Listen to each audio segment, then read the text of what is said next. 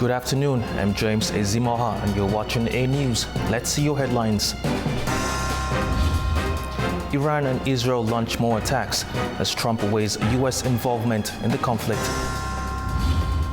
European ministers to hold nuclear talks with Iran on Friday in Geneva, reports say. Russian President Vladimir Putin cautions Germany over missile supplies to Ukraine.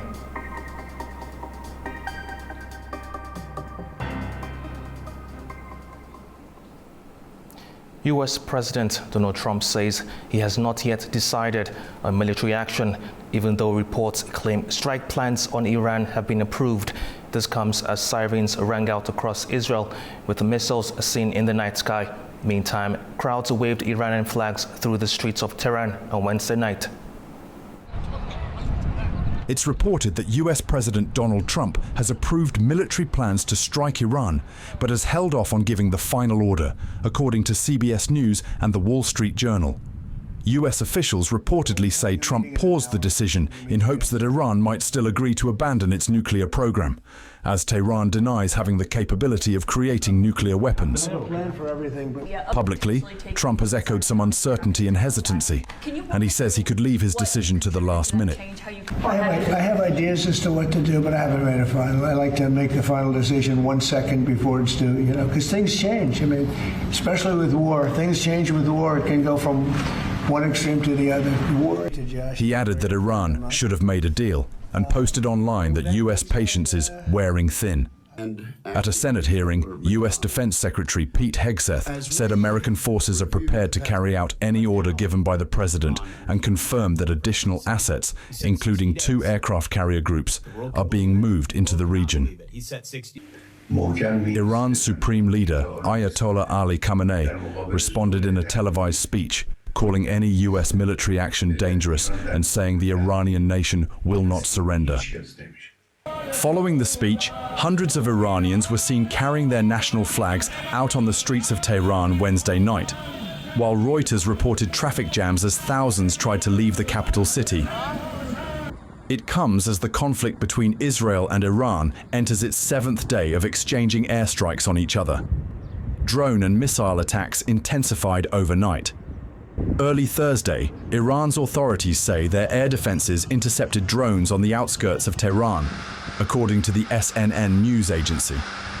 Iranian media also reported the arrest of what they're calling 18 suspected enemy agents accused of building drones for Israeli attacks in the city of Mashhad.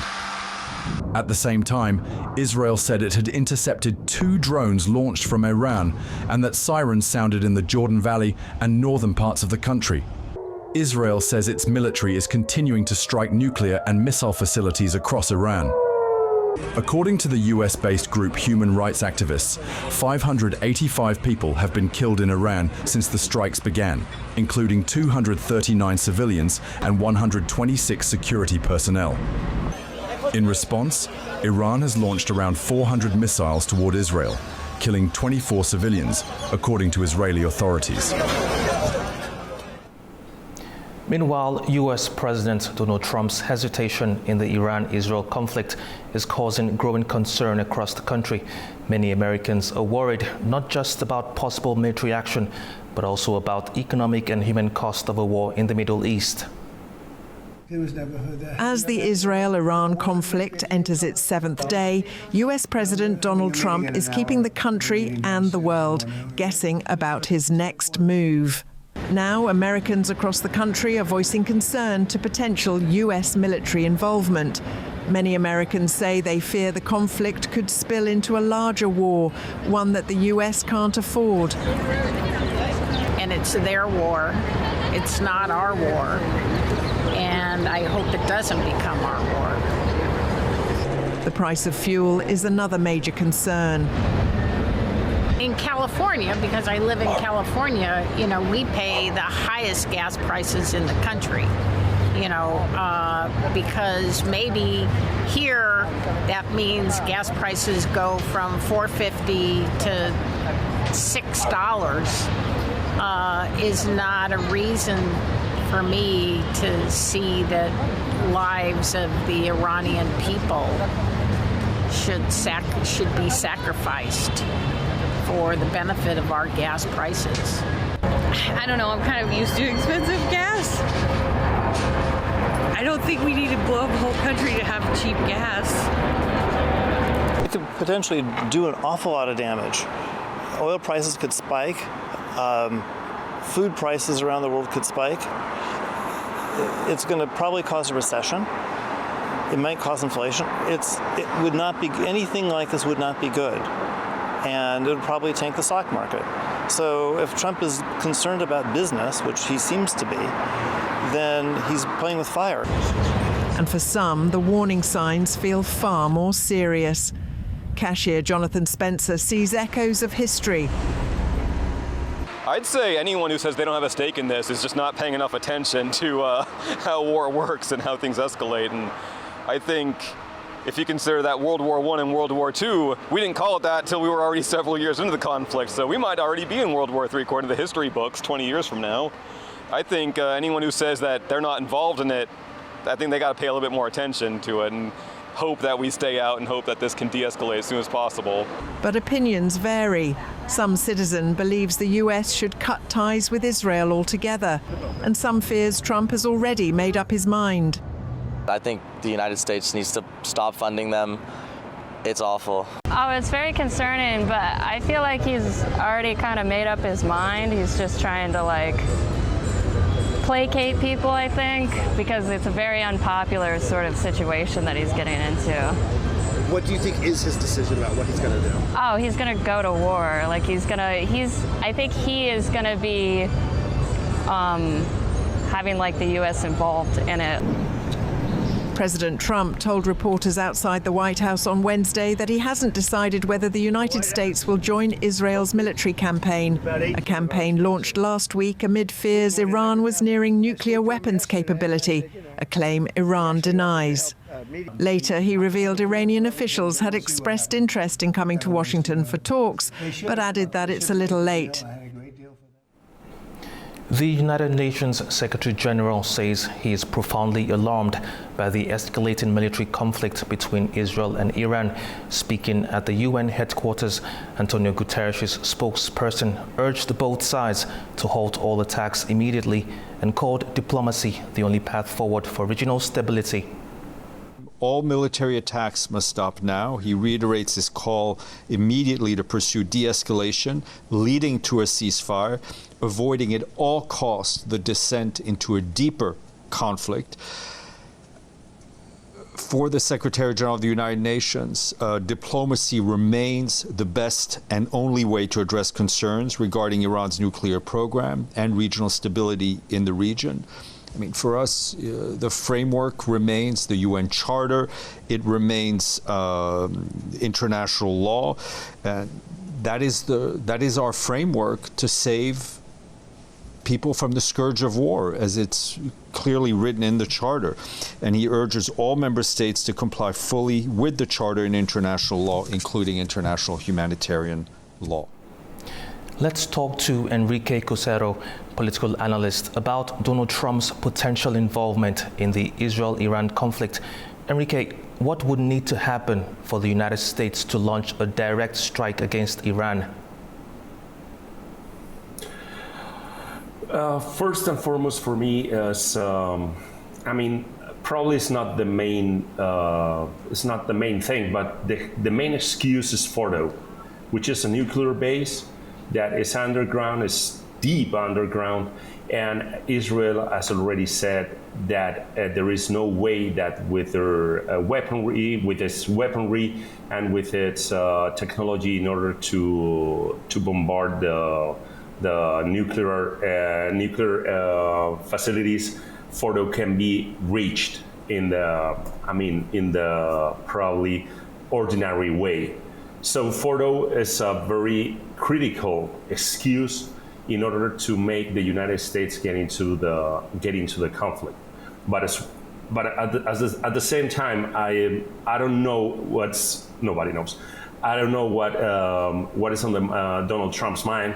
But I don't think they want to try to make a new Iraq with Iran. We have to remember that Donald Trump belongs to the Republican Party, and the Republican Party wants a huge army, but not for sending anywhere. So let's see how this photo installation works in order to know how the United States and how Donald Trump can feel the pressure of Israel in order to get involved. With the ongoing reciprocal attacks, how long can Israel afford to bear the humanitarian consequences of inflicting continued damage on Iran? Right now, Israel is behaving, more than military objectives. Probably there are collateral damage, and of course, as in every conflict. But this is not. We're not seeing a replica of whatever happened in Gaza. It's not the civil population who is on the aim, on the objectives of the military. We know for sure, and that the Iranian Air Force is completely damaged. As the American intel said, it's almost nearly to be completely destroyed. And but I see that this attacks and counterattacks, missile throwing and retribution can expand along maybe, I don't know, a week, 10 days before that they can consider to try to sit on the table and try to start peace talks or sort of negotiation in order to end this conflict. Now, finally, if Iran were to issue a public statement that could be construed by the United States as a form of surrender or, so to speak, give up, how might Israel respond to this? Tough to say, because Israel is not here just because Iran is a declared enemy, but it's also because Iran controls lots of terrorist groups and terrorist cells. Israel can lean on the existence of terrorist groups in order to keep going this conflict as long as they want. If there is a sort of surrender or sort of a quitting of Iran, probably that is not going to be enough for Bibi Netanyahu in order to end the conflict. It's a tough question, I gotta say. Thank you very much for your time. My pleasure. Foreign ministers from UK, France and Germany are preparing to hold a meeting with Iranian Foreign Minister Abbas Araghchi in Geneva on Friday. That's according to diplomatic sources who told Reuters. If confirmed, it will mark the first face-to-face diplomatic engagement since Israel launched a major strike on Iran's military and nuclear facilities. Tehran has not yet confirmed Araghchi's attendance, though he held phone conversations earlier this week with the three European ministers. Friday's discussions are expected to focus on potential steps Iran may take to scale back or shut down parts of its nuclear program. Ahead of Friday's potential talks, British Foreign Secretary David Lammy is set to meet U.S. Secretary of State Marco Rubio in Washington to discuss the Middle East. Russia has issued a stark warning to Germany as tensions escalate over Western military support for Ukraine. Speaking on Thursday, President Vladimir Putin said such a move would make Berlin, quote, a direct party to the conflict, end quote, and claimed the weapons would do little to stop Russian advances across the front line. The warning comes just 2 days after a Russian missile strike devastated a residential area in Kyiv, killing at least 18 people and injuring more than 150. Hundreds gathered by candlelight outside Minnesota's state capitol to mourn former House Speaker Melissa Hartman and her husband, Mark. Both were tragically killed at their home last Saturday. Hundreds gathered at a candlelight vigil outside the Minnesota state capitol to remember state lawmaker Melissa Hortman and her husband, Mark. They were both assassinated in their home last Saturday. The shooting was part of a planned killing spree by a gunman who was arrested after a huge 2-day manhunt. Mourners were visibly moved by the tragic end to Melissa and Mark's life, as people shared their memories of Melissa Hortman as well as her qualities at the event. Her empathy was very apparent just by talking to her for the short time that we did. And she had this way about her that when she would listen to the point where you knew you were being heard. The suspect, Vance Bolter, faces state and federal murder charges. The 57-year-old handed himself in after police found him in the woods near his home. The manhunt was the largest in the state's history. Bolter is also charged with shooting and wounding Democratic lawmaker, State Senator John Hoffman, and his wife Yvette in their home a few miles away. Southern Mexico is bracing for Hurricane Eric, now a powerful Category 3 storm, as it approaches the Pacific coast. With emergency crews on high alert and coastal evacuations underway, authorities warn the worst is yet to come. Hurricane Eric rapidly intensified into a Category 3 storm on Wednesday, threatening southern Mexico with destructive winds, flash flooding and storm surges. With sustained winds of 200 kilometers per hour, Eric was located approximately 85 kilometers southwest of Puerto Angel. Authorities have deployed more than 18,000 emergency workers and opened more than 500 shelters in anticipation. Flights in and out of Acapulco were cancelled, and coastal communities are on high alert as waves up to 6 meters high and up to 41 centimeters of rain are forecast. We had a flight scheduled from here, Puerto Escondido, to Guadalajara, but it was cancelled due to the hurricane. The alternative now is to get to Oaxaca, capital city, and from there take a flight to our destination. President Claudia Sheinbaum urged residents to seek shelter. Businesses have been boarded up, beaches have been cleared, and by nightfall, heavy rain began across parts of Guerrero. The region remains vulnerable following Hurricane Otis in 2023. Authorities continue to urge vigilance as Hurricane Eric edges closer, with its full impact expected to unfold in the coming hours.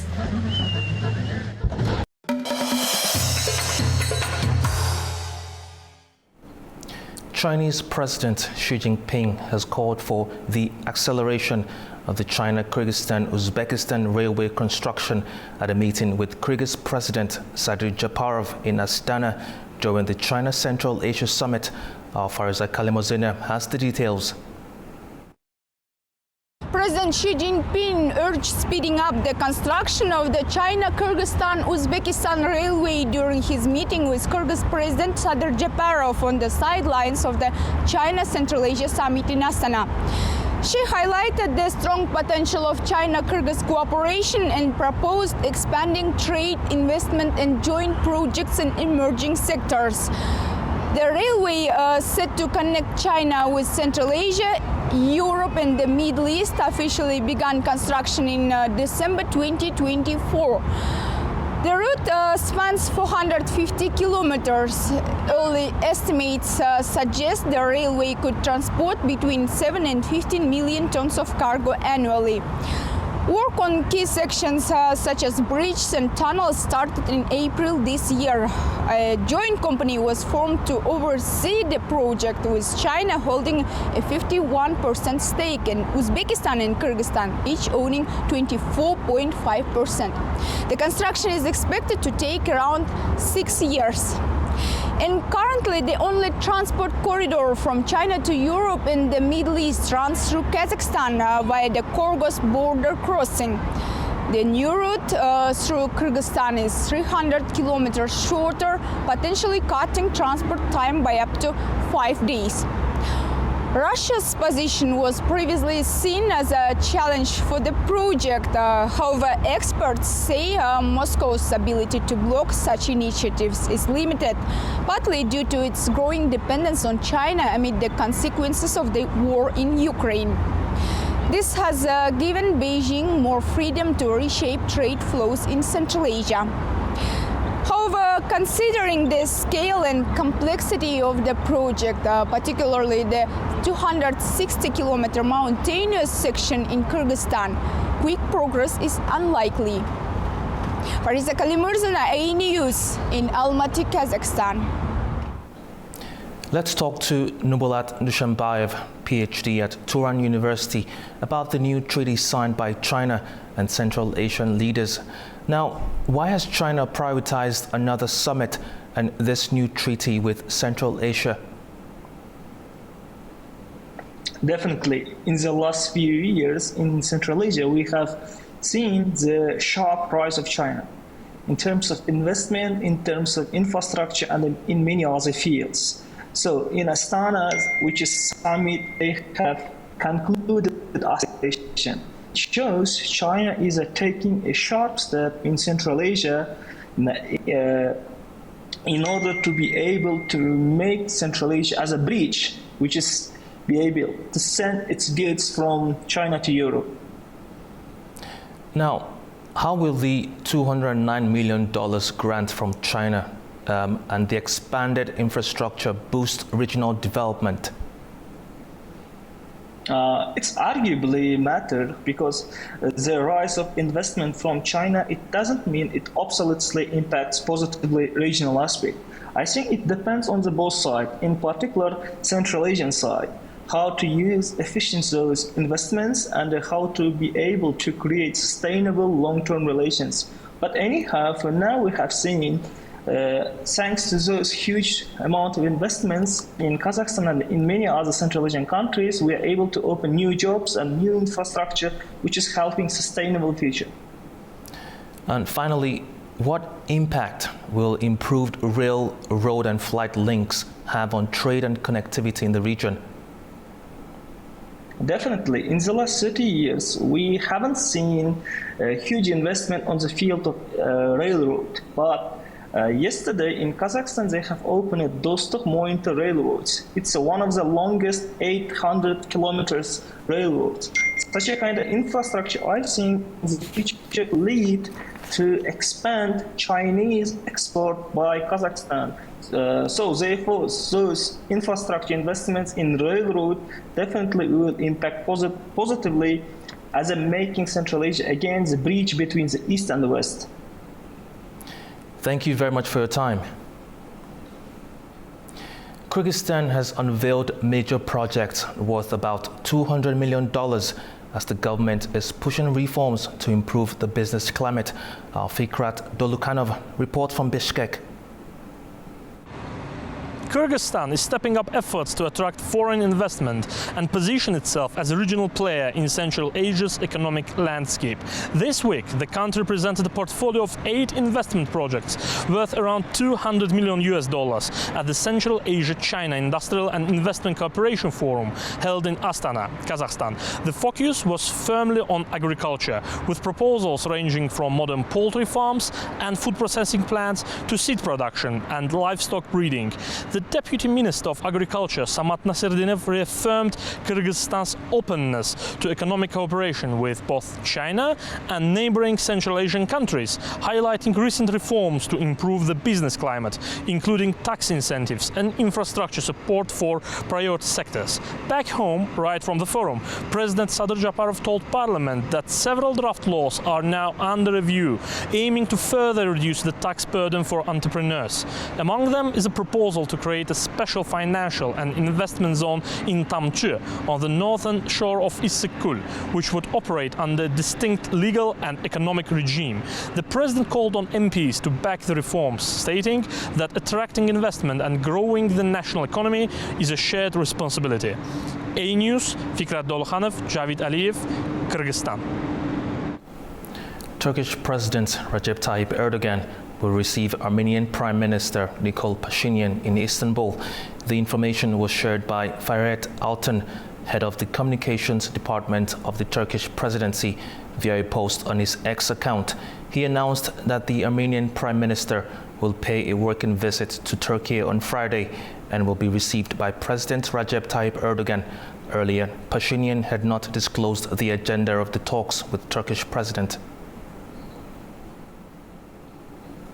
Turkey's Minister of National Defense, Yaşar Güler, emphasized the importance of close cooperation between Turkey and Azerbaijan.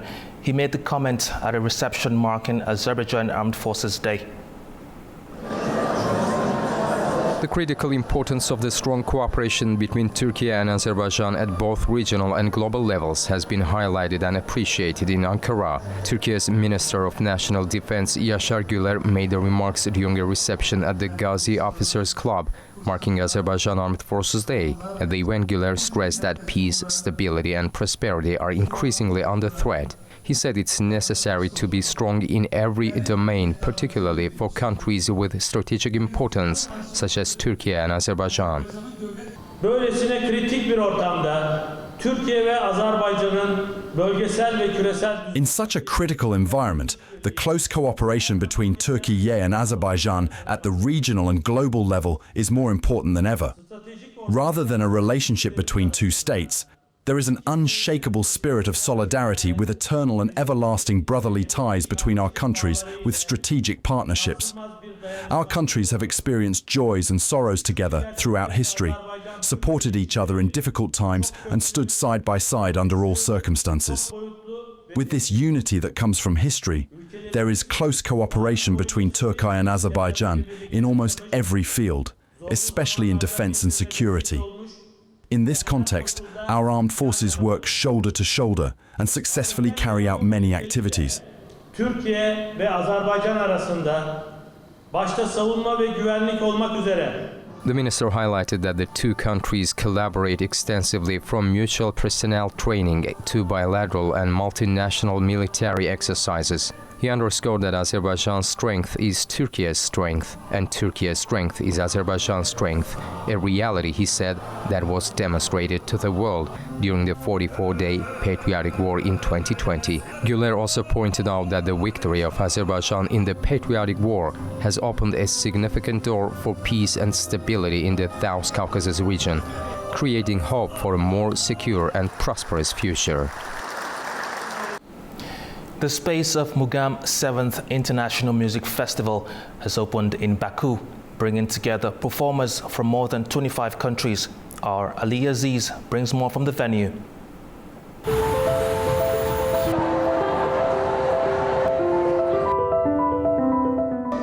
At the Haydar Aliyev Palace, the space of Mugam's 7th International Music Festival has officially begun here in Baku.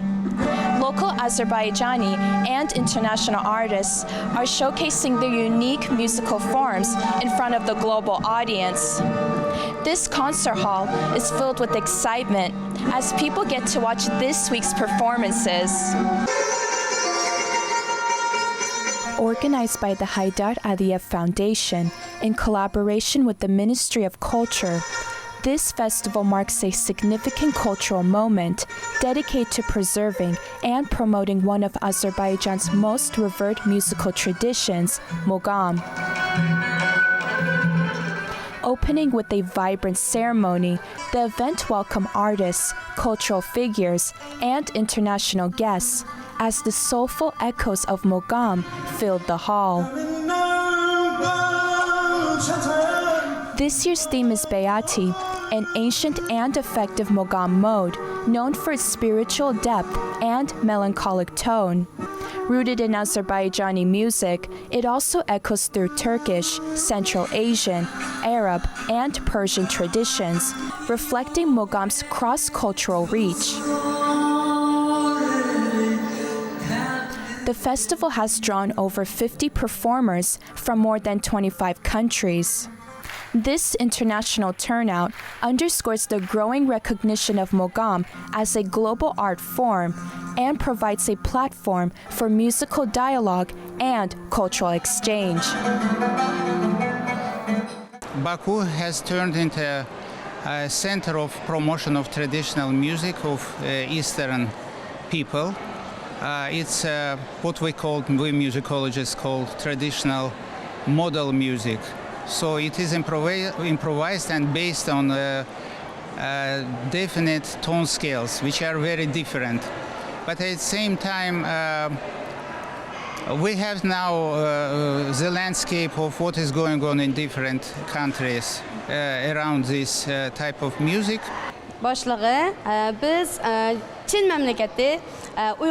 We are representing the Uyghur Mugam World Contest from East Turkestan of China. We are very excited to be here at this festival. We love the Mugam music. We also have Uyghur Mugam music. I think you will all enjoy our performance. Azerbaycan Mugam'ı bu bölgede çok önemli, çok mühim.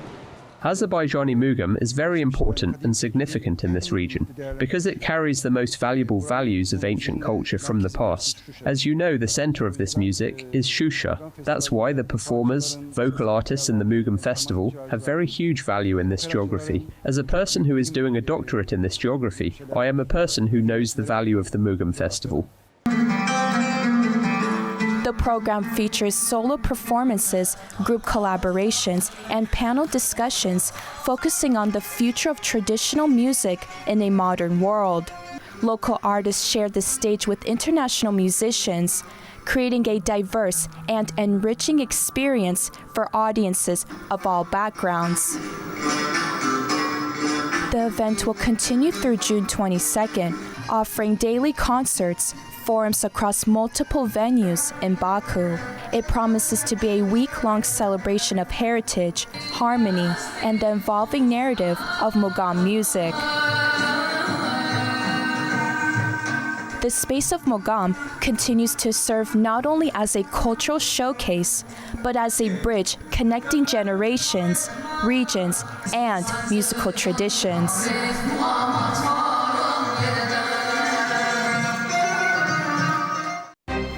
But that's all we have for now. Thank you for watching. Stay tuned to AnewZ.